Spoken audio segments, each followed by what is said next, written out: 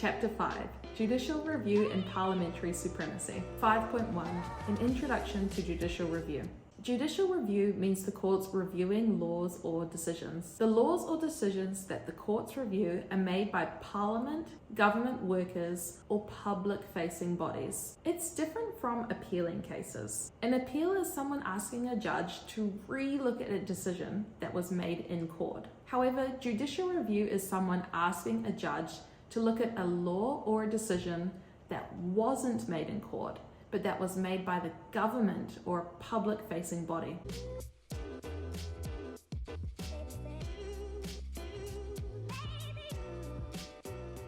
A judge can get rid of a piece of secondary legislation or a decision made by a public-facing body in court in 3 different ways. These 3 ways are: first, if the regulation was made illegally, a judge can get rid of it. Second, if the regulation was made by not following a fair process, it can be gotten rid of. And third, if the decision was made in a very unfair way, it can also be gotten rid of by a judge. To explain more about how judicial review works in New Zealand, let's continue to look at the example about the local council and the rubbish bags. Let's say the local council, who was allowed to decide on the cost of rubbish bags, made a different regulation. Let's say they made a law only allowing the collection of 1 rubbish bag per household per week. The original statute only said that the council could control the cost of the rubbish bags, not the number of bags that are allowed to be collected in that week. So this regulation would be illegal because the council is making a law that Parliament didn't say that they could make.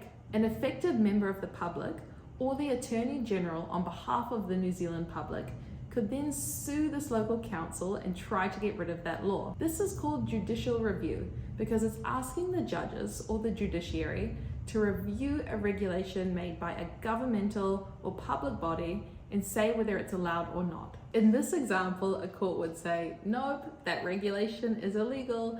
Parliament only said you could decide on the cost of rubbish bags, not the number of bags that are collected every week.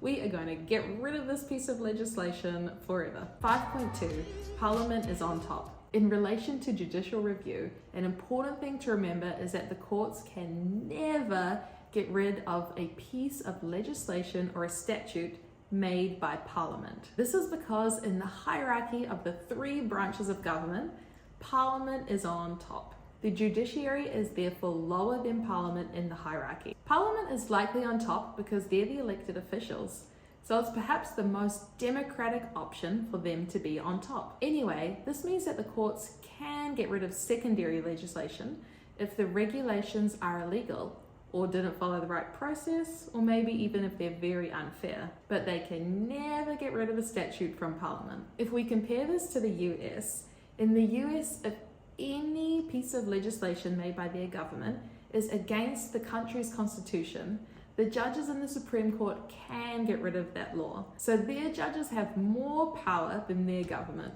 This is different to New Zealand. 5.3, Parliamentary law trumps case law. There's one more important thing to mention.